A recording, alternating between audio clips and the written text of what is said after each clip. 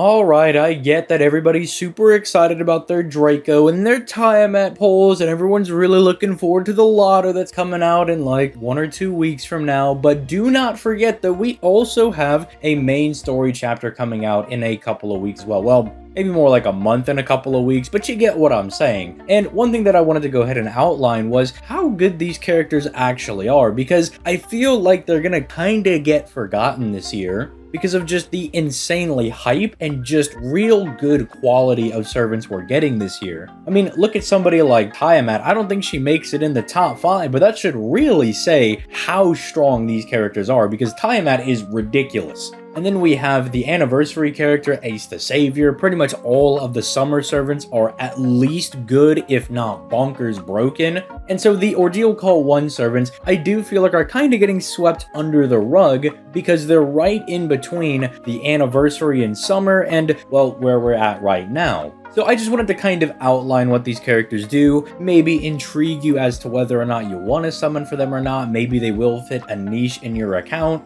or you just don't know what they do and you already like their designs and you're wondering if they're worth summoning for, which I will tell you that all of these characters are pretty strong. They're not going to be bad additions to your Chaldea. It's more so going to be weighing how much Saint Quartz you got. Are you a dolphin? Are you a whale? Do you spend regularly on the game? Or are you flat broke and you got no Saint Quartz left to farm in your account, especially after Draco and Tiamat? We're going to kind of get into all of that in today's video. So as per usual, if you like the daily FGO content grind that your boy is on, a like on the video and a subscribe to the channel maybe would be rather appreciated, as it's free and helps me out more than you know, and I do everything I can to make sure that you are up to date of the goings on both the NA and JP side of things. I'm using my Clairvoyance EX and really my raw experience to make sure that you are always informed. So with that being said, let's outline the characters that we're going to be getting. So Ordeal Call 1 is bringing 3 new characters into the game. It's bringing the 5-star Lancer Beimma, the 4-star Berserker Durianana, I hope I'm pronouncing that correctly, otherwise you guys are going to destroy me in the comments, and finally a new Sakura face in Durgga/Kali. Won't go into too many details for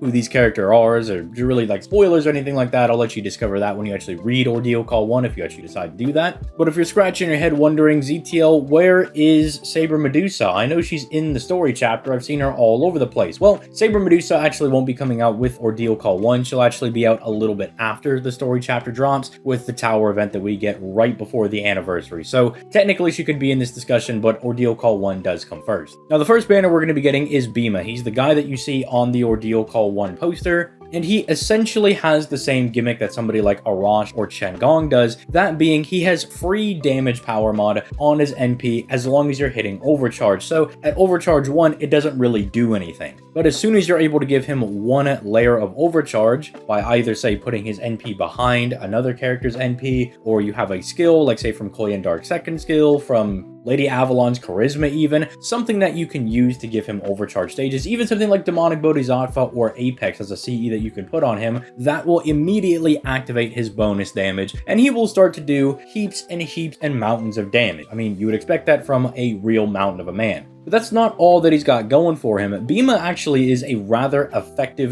DPS character. He's kind of got everything you would want a single target to have. So not only can he be really good if you're looking for a good single target for, say, like a 90++ node, because he is capable of outputting massive amounts of damage, and you really only got to worry about him getting that overcharge once if you need him to drop a really large enemy, or I guess you could do it 3 times because he does have a 30% battery. But if you want to bring him to boss fights, if you want to bring him to advanced quests, challenge quests, anything along those lines, he is really well positioned to do that because his first skill is giving him a guts, as well as the ability to remove all of his own debuffs. And on his NP, he removes all of the enemy's buffs whenever he fires it. It's really strong. While he's also going to be stacking crit damage on his already really strong NP, while also stacking crit damage anytime he uses one of his quick cards. He's kind of got that Dioscuri type of effect where 2 of his cards are going to be getting bonus abilities. The quick cards will give him more crit damage, and the buster cards will drop some additional stars. I mean, he's just really a well-bit character from the ground up. I mean, even his second skill is just free damage and starting him off with some really nice stars. So effectively, the guy can hit really hard, he's doing big crits, and he will kind of take care of himself with the first skill while also keeping the enemy off of any of their insanely powerful buffs. Just a really strong character overall. Any downside to this character is like, sure, could have a more massive battery, maybe could have his own overcharge built into his kit, but then I think that'd be a little too OP. Can you imagine if somebody like Arash just gave himself like overcharge 1 for absolutely free? It would be a little bit nuts. They make CEs like Apex and Demonic Bodhisattva for a reason. So if you like this character's design, you just like these absolute yoked Giga Chad characters, or maybe you're just a fan of the Mahabharata, and this guy, well, he is on the Arjuna faction. And I know Arjuna's a little bit bummy, but hey, this guy's like the big strong guy for their faction. In fact, if I'm not mistaken, he's actually the strongest guy from the Arjuna faction. So he's kind of like a big deal. He's like a huge, big, tough guy, right?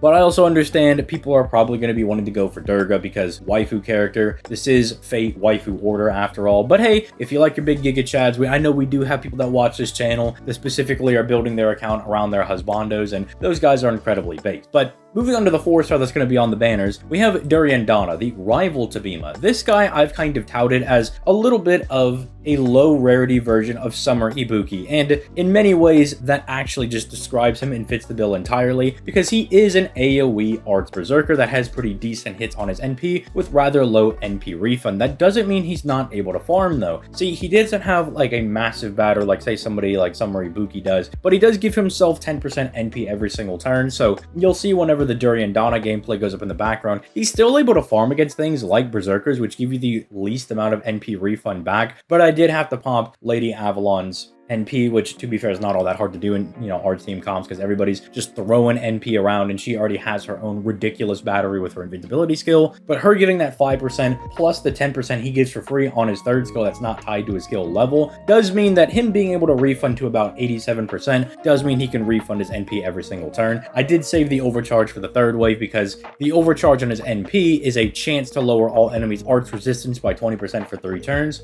and I wanted to increase the chance of us actually being able to get that. But looking at the rest of his kit, I mean, he's just like really basic. Like he can attack, he can do crit damage, he can give you a little bit of star weight support, he can also gen stars every turn. Like the guy's just kind of doing a bunch of generically good stuff. I mean, nothing super insane. It's kind of why I just say he's a low rarity version of someone like Summer Ibuki. Like he doesn't have the insane earth power mod, is not rocking the 50% battery, doesn't have the exact same team utility where Ibuki has the charisma and she can donate her second skill to give a buster or arts ally a really decent increase in their damage, but he's not a bad consolation prize to walk away with if you are summoning for somebody like Beimma or summoning for somebody like Durgga. But I guess then we actually have to get into Durgga properly, because that is pretty much the main character that I'm assuming if you're gonna summon for Ordeal Call 1 characters, you're gonna go for Durgga, and I cannot praise this character enough. I absolutely love this character. I have never once regretted pulling for them because they have been an absolute godsend on my account. They just are doing a lot of things very simply, but very effectively. And I love the way that their kit is built. While they do have the 50% battery, it's not tied to any of their damage steroids, so if you need to do anything weird in like a multi-core team comp, or you just want to preserve some of your offensive buffs, she can definitely do that for you. She's an art servant that overcharges everybody's NP stage by 1, which is so good if you've ever done an arts team setup. Tamamu's giving you more battery, Castoria's doing more hits on her solemn defense,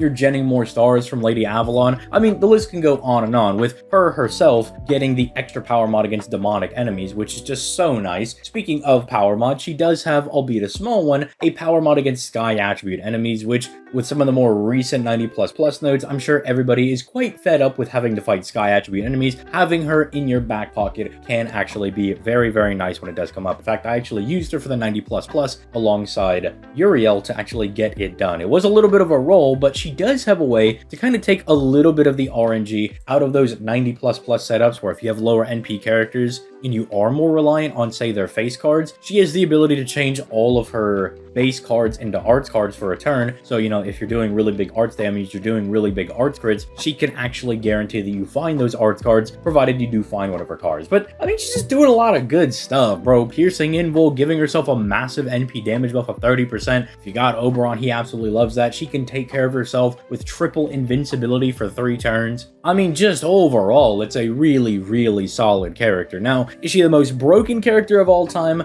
Unfortunately, no. None of these Ordeal Call 1 characters are particularly the most broken character of all time, but they are all just really solid additions to your Chaldea, which does mean that I would say they're probably not worth summoning for, even though I did just say that I do think Durgga is a character I never regretted rolling for, because she is very useful. They're all very good, they're very strong, but they're just not nearly as good as your Summer Castorias, your Ace the Saviors, your Dracos, your Tiamats. These other characters are just built so ridiculously that it's kinda hard for these guys to keep up with it. I mean, you'll notice after the Lilim Harlot event leaves, the power creep kinda dies down for a little bit, with people like Kashin Koji, with Durgga, with Saber Medusa even. These really strong characters that just don't feel like they're quite up to par with some of these other insanely OP characters that we're getting. Although, I will say, not to put Saber Medusa down, she's definitely one of those like best single target quick characters we have in the game. She is really high up there, so she kind of breaks away a little bit from that, but you get what I'm saying. Very strong banners, but probably not worth rolling for. Obviously, when these characters do come back around, officially on the NA side of things, I'll do my individual videos for them,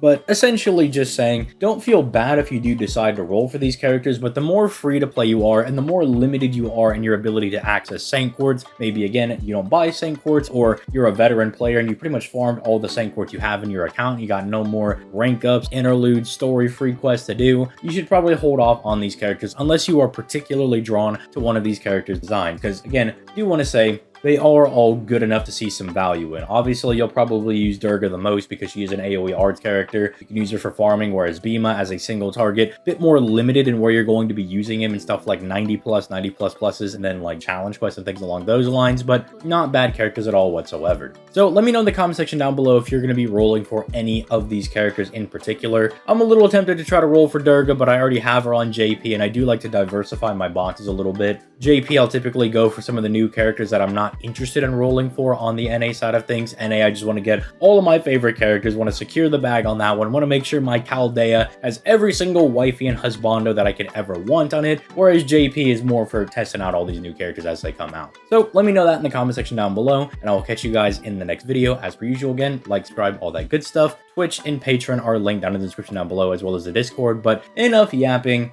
Enjoy your weekend, hug your mom, drink some water, and I'll catch y'all in the next video. Peace, late guys.